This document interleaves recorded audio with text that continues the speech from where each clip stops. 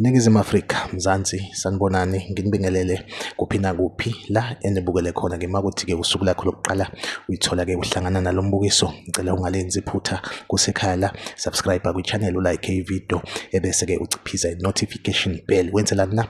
Wenzela ukuthi ngaso sonke isikhathi-ke uma ngiposta ivideo kule channel wena-ke bese-ke uthola i-notification, then ngokushesha bese uyangena kwivideo uyayibuka. Sikwi-Trend TV siyaqinisekisa-ke ukuthi-ke sikulethela-ke lolo daba olusuke lutrenda ngalolu suku. Ingane kwethu nginiphathele-ke indaba-ke ebuhlungu ngendlela eyisimanga ngalesi sikhathi-ke samanje, noma-ke ingenzekanga la around Durban. Isikhathi esiningi most of the time-ke ngiphoste-ke izinto ezenza-ke ikakhulukazi-ke la eThekwini, kodwa-ke lolu daba lithela ngithinta ngathi-ke ngoba-ke i-channel yami iyalinka ekuthenini-ke iphoste-ke indaba ey'fana nalezi, ake ngiliphoste laphana-ke eGoli ku-London Road, laphana-ke endaweni yase-Alex bafethu kwenzeke into ebuhlungu ngendlela emangalisayo.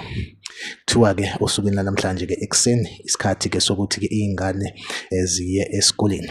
Kuthiwa-ke lo sisi esimbonayo-ke la esithombeni elele laphana-ke kabuhlungu, kuthiwa-ke kahle kahle uma wengane loya ngiyikhe nje lapho phezulu. Kuthiwa-ke lo sisi kahle kahle lo sisi bekade-ke ephelezele ingane ukuthi-ke eyoyifaka kwi-school bus omalume, imoto-ke esuke ihambisa-ke iy'ngane esikoleni. Kuthiwa-ke lo sisi ufike wathenga igwinya wase-ke efaka ingane-ke emotweni kamalume, then-ke ithe mayisuka imoto-ke isihambile kwaseqhamuka umlisa impela-ke wase emdubula kabuhlungu waphelela lapho. Okuyindaba-ke ezibuhlungu-ke bafethu-ke masibona izwe-ke selishintshe ngalendlela, sesibona-ke kudutshulwa abantu besifazane kakhulu kulezi nsuku, obekuyinto-ke engenzeki noma ngithi-ke nje ebiyenzeka mhlambe kuthukele, kodwa manje ngibona ngathi-ke sekuyinsakavukela umchilo wesidwaba ukuthi-ke sizwe igameko ezokudutshulwa kwabantu besifazane.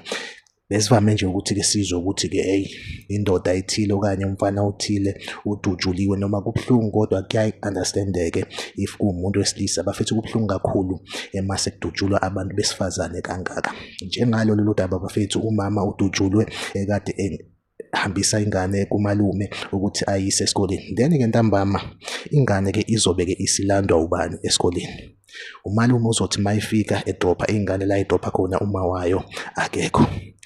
Bafethu okuyinto ebuhlungu kakhulu lento eyenzakalayo. Siningizimu Afrika kumele sithandaze impela ukuthi-ke izinto ey'fana nalezi uNkulunkulu athi ukuzehlisa, ngeke ngathi sekubukhuni kakhulu manje. Bafethu make sure ukuthi uyalike ivideo, uyasubscribe kwi-channel, uciphiza i-notification bell. Ngizohlezi ngikhona la kwi-Trend TV nginiphathele-ke indaba ezitrendayo bafethu. Kule channel ngiphosta-ke indaba ezinesihluku most of the time. So bafethu mawukuthi uyathanda ukuzwa ngey'gigaba ezibuhlungu, subscribe ku-channel on your own risk bafethu. Asihlangabezane kwivideo elandelayo.